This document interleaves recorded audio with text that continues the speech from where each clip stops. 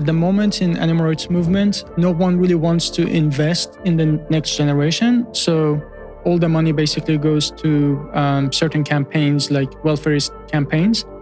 And what's a welfarist campaign? Yeah, please do enlighten our viewers about what's welfarism within animal rights and also where ASAP stands, on that spectrum.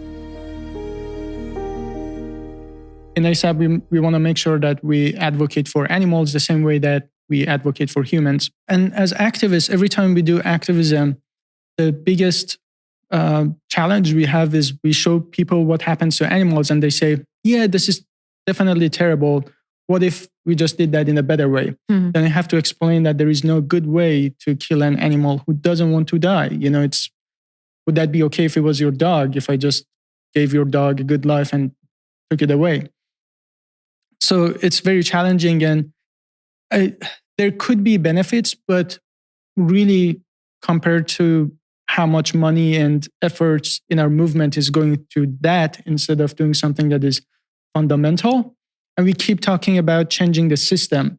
It's really hard to change a system when the leaders in charge have literally opposite viewpoints than you. Right. And you're already in minority, so you don't have the power of voting yet. But what we do in ASAP is basically trying to support and train the future leaders. So when these people are in the position of power, you don't have to really work so hard. They have vegan values and they can change the food system. Right. Yeah. So we've spoken about almost like the supply chain of grants, right? And how we need to change certain minds and hearts over there. And that seems to be a bottleneck at this point in time for new organizations such as yourselves, who don't necessarily advocate for incrementalism and this welfarist sort of a definition that is inherently hypocritical. And I like that you bring that up, because from my prior industry perspective, and I'm sure you see the same thing, is that this is essentially marketing to get consumers to buy more of the products, and we claim it's welfarism, right? So if you go to Whole Foods, you'll see all the signs above the animal flesh aisle saying 6 types of animal welfare, we take care of our animals, cute, cuddly pictures of animals, right? That is marketing. You tell your consumer that it's organic and pasture-raised and all these misleading labels. What does your consumer believe? That, okay, it's fine for me. And they actually charge a premium. So not only are they feeling comfortable killing the animals, they're actually paying you more so that they can kill the animals. It's just terrible. And why would businesses agree to work with these so-called welfarists if there was nothing in it for them, right? You just wouldn't do it. It goes against all forms of capitalism, right? That you have to show how it impacts your bottom line.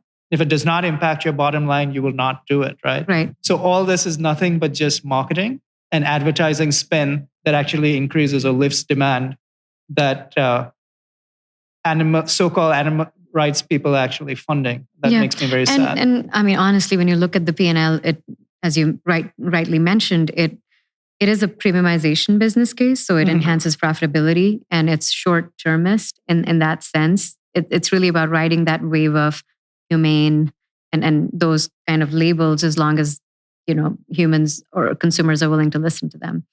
And it's greenwashing and removal of guilt. Absolutely. And what the ego loves that, right? I can stay my old shitty self, yes, and claim to be kind and loving and compassionate. We all like good news about our bad habits, right? Yeah. So that's exactly what it is.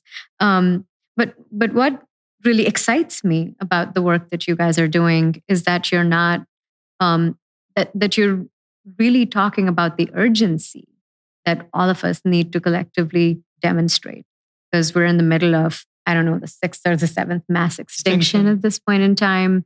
The other day, the journal carried this article about at least 9 planetary boundaries being irrevocably breached. We've 1.5 degrees, the Paris Agreement goals isn't just a goal anymore, because you simply can't, deal with it anymore. It's irreversible. We're now starting to talk about 2+. And a lot of people around the world don't understand what it even means, So it's really important for us to start and catch, people young so that they understand.